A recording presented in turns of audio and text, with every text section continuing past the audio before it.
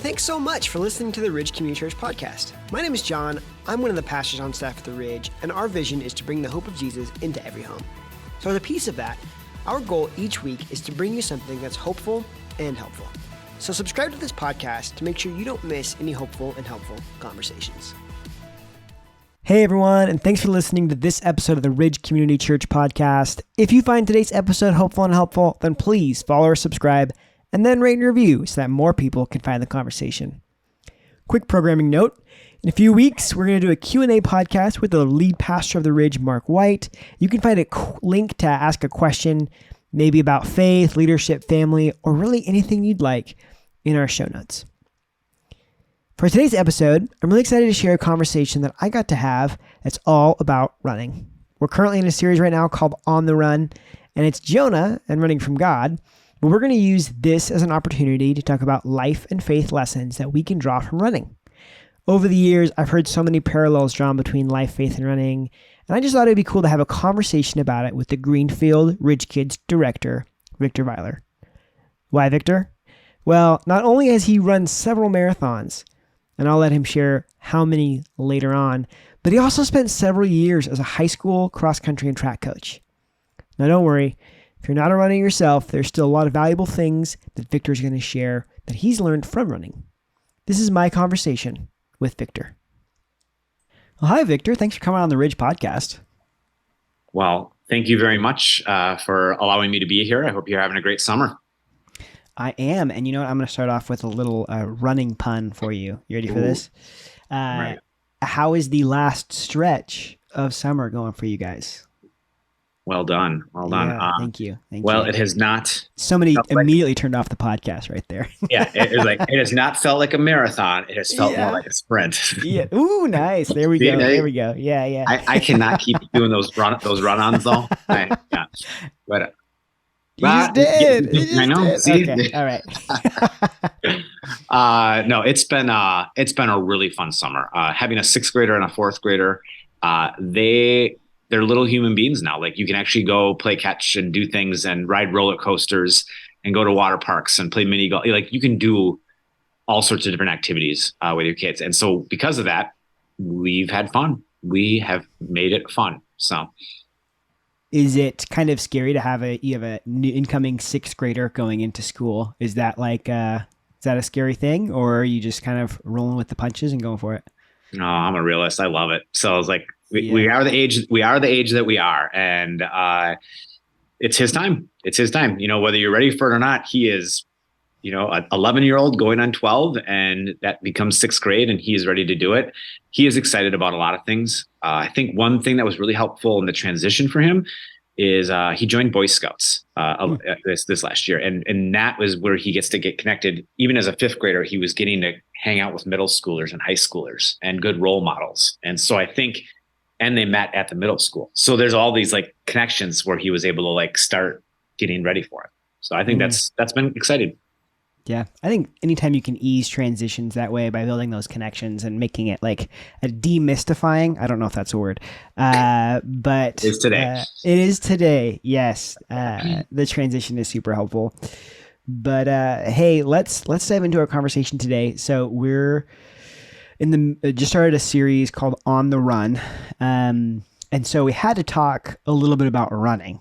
Right. Mm-hmm. And so the master runner at the Ridge is Victor Vilar. That's you, obviously. Oh, that's a pretty big statement. Yes, I know. There's somebody, who shall remain nameless. Their soul just got sad a little bit that I called you the master runner. They know who they are. They know who they are.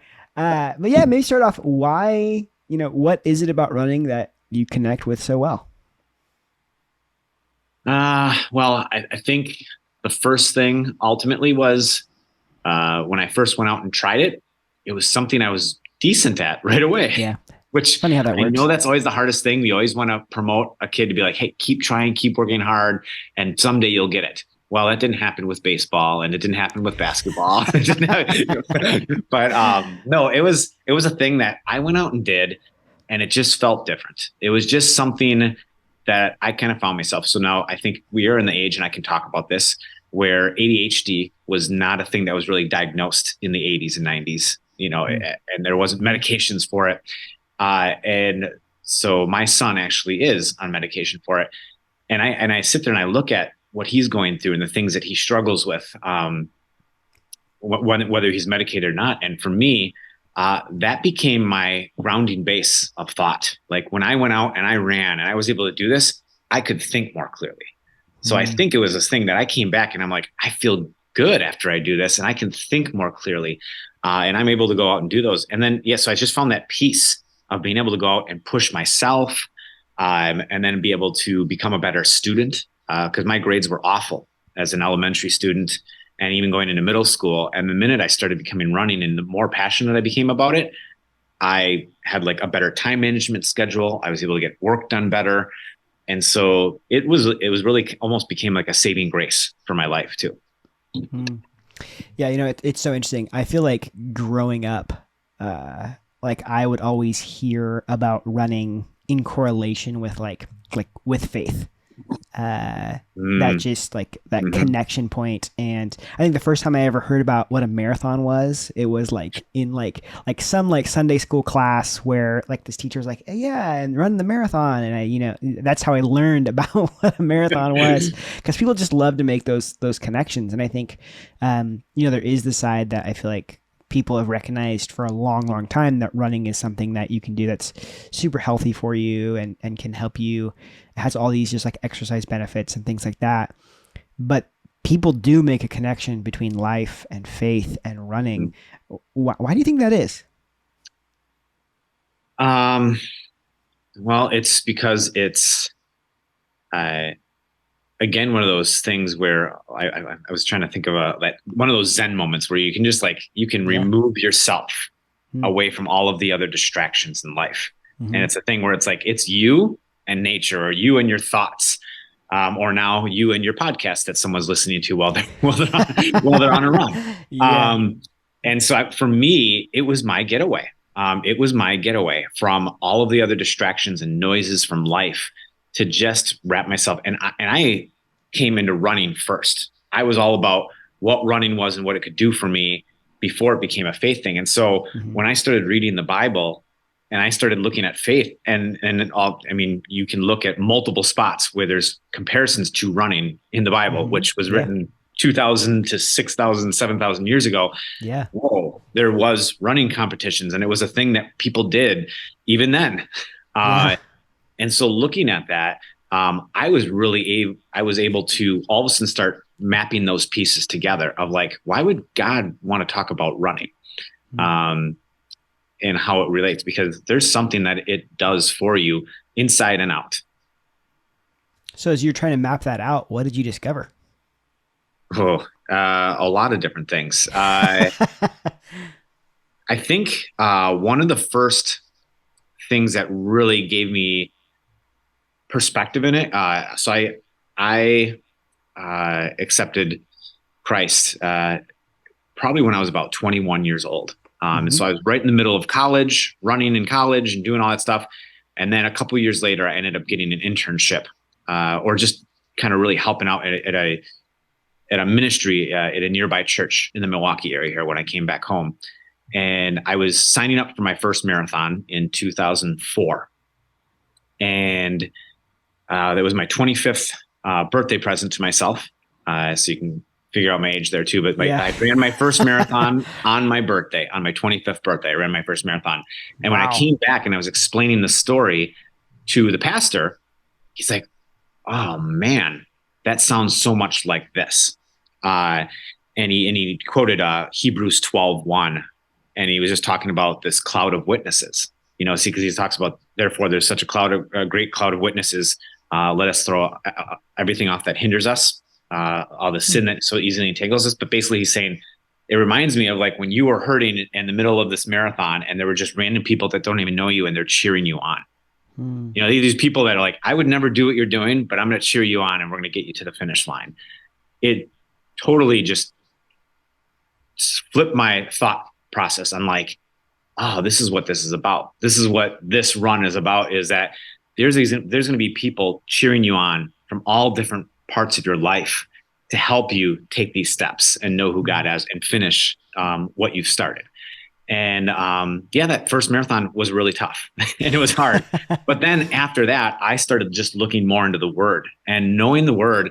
I realized that when I went on my runs, that I had God with me, that God was with me and he was speaking to me while I was running. And that was where I was able to really just kind of work out and figure things out in life. Does that make sense? Yeah, it sounds like it was like an avenue where you like to kind of put together a couple thoughts that you had, like you talked about like the Zen moment where you're running and it feels like the distractions are away, and like those distractions sounds like it lets you be more focused on, okay, now I can actually process some of the elements of my faith and my connection with God that maybe are more challenging to process when I'm a little bit more distracted. Is that fair? Yes, I would say, yeah, that's really good. Yeah.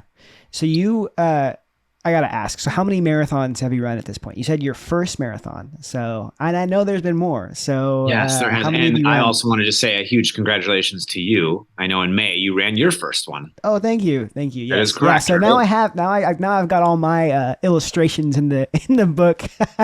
We can go back to that, but yeah, no, I think it's a great journey, and there's people out there that one is enough, and there's other people, they do it, and there's a little bit of that addiction kick of like, ooh, now what, I got to do it again. Yeah. And some people would even relate, if I can say this out loud though, too, of like the first tattoo, it's like, hey, that was painful, but it also was an experience that now I'm thinking about my next one. And so that is me. I'm still, every time I finish one, and like I said, this was a story that I talked about with my daughter. She ran her first 4-mile race this summer, and about a quarter mile left in it, she looks at me and she's like, I'm never doing this again. I'm like, I've said that at the end of most of my races. and then I get to and then I get done and I'm like, oh, how could I do it better next time? So I have done 25. And I have done 21 different states. So for me, it's about the experience now. I don't want to go just run the same one over and over and over again just because it's there and it's, I can wake up out of my own bed and go do it. It's been about experiences. I went and visited family members that I haven't seen in a long time just to go run a marathon, to other friends that I wouldn't get a chance to go hang out with otherwise. But a part of those 21 different states, I've done if you can count this as a marathon, you could almost count it as two, is I did a 50-mile race. I did an ultra. So I was like, I kind of count that as two, but it's one. And then I've done, you can count that as like 5. Yeah. And then I did the Ironman competition. And so at the end of the Ironman competition, you run a marathon too. So I was like, oh, I'm counting that as I think that's fair. So, yeah, I think it was a slower one, but it was good. So, but yeah, 25. And I say, as long as I don't get bored or broken, this is my quote, as long as I don't get bored or broken, I will continue to keep doing them. Now, if I only did one a year to getting the rest of the states done, I'll be in my 70s. So I have to, get these kids out of the house so I can do more. That's amazing. Okay. So, one of the things I got asked after I got done with the marathon is people would say, well, what did you think about during the run? And you kind of enlightened us a little bit about what some of your thoughts are like. Is that true for the actual marathons themselves, or is that more true for training? So what do you think about? I'm thinking specifically, you have a lot of like those Zen moments where you're like just connecting with God. Does that happen during the actual marathons, or is that more so happening when you're like training to get ready for them? Yes, I think it happens both. And the great thing about, I don't know if it's a great thing about the marathons, is in the marathon, you can have all of those emotions within the same amount of time. Yes, you can. Because there's a difference. There's the quote that the marathon is really actually 2 races, the first 20 and the last 6.2. And there's a difference, it just, your body changes. And so even if you felt good at mile 16, you could feel something so challenging and difficult at mile 22 that you're like, I want to quit. I want to be done. And you're so close to being done. And I think we get like that in life too. And that's why there's comparisons of life and marathons. Life's a marathon, not a sprint. If you've heard that quote before, there's so much truth within that, because in a sprint, it's go. And it's just you keep your head down and you drive and you go until you're done. In the marathon, you have to think about what's next, what's happening, to my body right now. How am I going to respond to this? And so you get into that part of life. We have multiple challenges coming up. So I think in the training, it happens. It happens a lot because a lot of times you're like, I have to do this. I have to get this done. Now, more of that happens probably more on your long runs where you can kind of just space out. And you're like, hey, I'm going at this pace, and now I can think about the things that I have going on and what I need to do. In the marathon, you're trying to follow a specific plan. That you have a plan going in. Most people do. You have a plan of, I'm going to go this pace. I want to be here at this point. I'm going to take my nutrition at this point. And so you think about those things in both components. Yeah. Yeah. I mean, I think, we always strive so much to like find analogies or find ways that we can like connect certain experiences with life in general, because that helps us like put a framework for, okay, if I know I did this in this situation, then now I can do this over here in life so that I'm better equipped, or I can get through this challenge or things like that, And it sounds like one for you is discovering like having a plan, like an understanding like the plan and the challenges. And has that been something that you've taken from your running life and incorporated it into like just like your day to day or your life in general? Absolutely. Some of my very close friends would say that I usually don't have a plan, or my plan is they call it the Vilar plan. They would like to admit that I don't run as many miles as I should going into a marathon, but it's a part of, all of the different time managements of what you have there. And so, but yes, because to go into training, Paul talks about this in 1 Corinthians, is to go into training, you have to put your body through rigorous tests. And a part of those rigorous tests helps your perseverance, it helps your endurance, and it helps your discipline for life. So from running, and that's helped me in my approach to following God faithfully, but also to be a better husband, to be a better father, to be a better employee of working through a church. Like we're all Christians here, but we all have different thoughts, and we work all together differently. And you're like, okay, how do we continue working together to carry out God's vision for the Ridge Community Church? How I was when I was a coach, I have to work with different types of people and work with different types of kids that have goals from my mom made me do this to I want to become the best runner in the state. And there's so you're working with many just different personalities through that, but that's helped me a lot. How do you so say you go through a marathon, say you did this running training and you feel like, okay, I've learned this life lesson. Okay. We'll be dramatic here. I've learned this life-changing lesson by running this marathon. How do you take that and begin to actually use and utilize that lesson you've learned, right? Because I mean, we can learn something and we can experience something in a run or in maybe somebody else's life experience. They learned a hard lesson or learned a life lesson, but how do you make that transition between learning it and, okay, now I'm going to actually apply it and have this be a meaningful difference for me? I would say that even comes just with a part of the goal, but you have to review it and you have to follow up. So for me, let's just say a runner is setting a goal that, I'm just going to even use the most basic one of, I just want to finish without stopping a race. Let's just say it's a 1 mile race. And I just want to finish without stopping. Yeah. Now you apply that, you train, you go out, you do it, and you're like, oh, that's awesome. And then you just move on with life and you don't do it ever again. Well, you didn't learn anything then. It's you review it, you say, okay, what did I do? What was hard? What helped me get through that process? And then how do I repeat it? And a part of my goal too is you set another goal. I was like, it's okay to not reach a goal, and then you work and add some things to it to make sure it happens.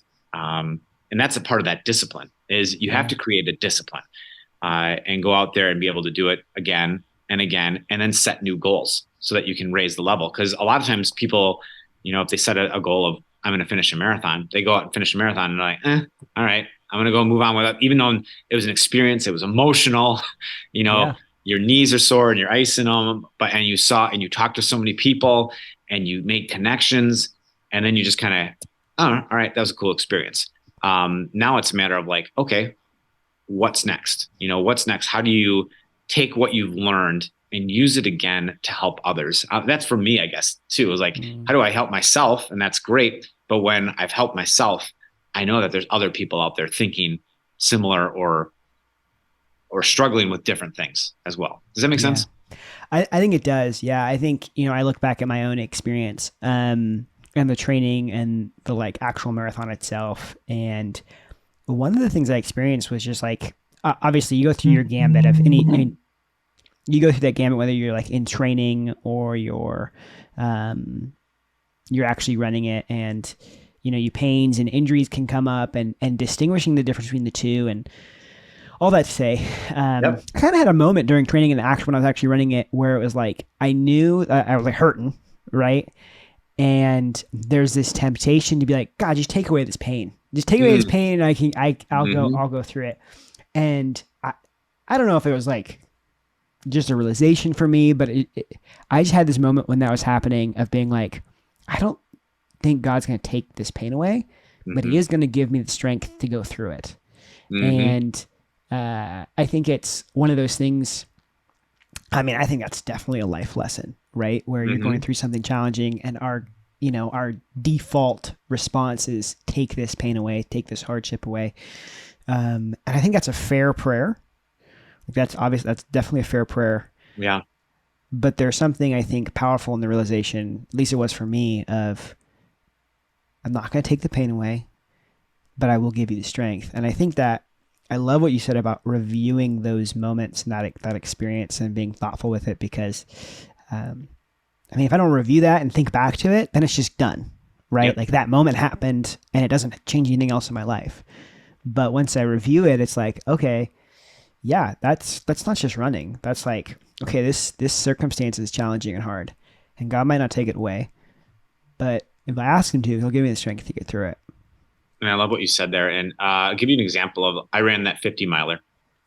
And I was coaching at the time at Homestead High School. And I said, instead of me doing this for me, I actually just wrote out a list of 1 through 50 in blank spots. And I just told the kids, I didn't tell them much about, I think they all knew that I was a pastor as well. But I just said, I'm going to run each mile for anybody who wants me to run a mile for them. That mile, I will think about you. I will pray for you. And like, I'll invite my pain. I'll invite you into my pain. It's like, that's really what it almost became. But I ran it with another guy who ended up not being able to finish the race, but he thought it was the coolest thing that I had that list with me. And so every 8 to 10 minutes, because not every spot had a mile marker. I was just looking and I'm like, oh, all right, so this mile is for Susie, this mile is for my mom, like whoever had it, and just being able to kind of think about them and preserve and work through it, because it's a part of it is that even in your biggest struggles, there's others around you that are depending on you. Yeah. And that's why I can't give up. So even though it might be a simple thing as I'm going out for a run, or some person's like, well, I'm just going to avoid the pain and not do a marathon or do a run because that just sounds hard. Yeah. There's going to be other things. Yeah. So what thing in your life do you have that gives you a little bit of struggle, a little uncomfortableness, where you have to kind of talk to God and you have to work through it and build that endurance and build that perseverance and build that discipline? Because if we're not willing to work for something, it's going to be easy to give up on everything else when things get hard. And that can go into marriages, that can go into kids, that can go into, like, you have to be able to build those muscles for it, mentally and physically. Man, there's a lot of really good stuff that you just shared. I think there's something really cool about connecting a hardship with someone else's, like a goal for someone else, like that's really cool that, it gives, I think inherently things have meaning, but there can be at times a challenge to see it, you know? And so I think the more we can remind ourselves of the purpose and being able to see that, that can be super helpful. So I love you. Mile 28. You're like, I cannot believe I'm still running, but I'm running for T, but I'm running you for. know, I don't know. Yep. Yeah. Yep. And I think that's a really cool life parallel that I think is really valuable.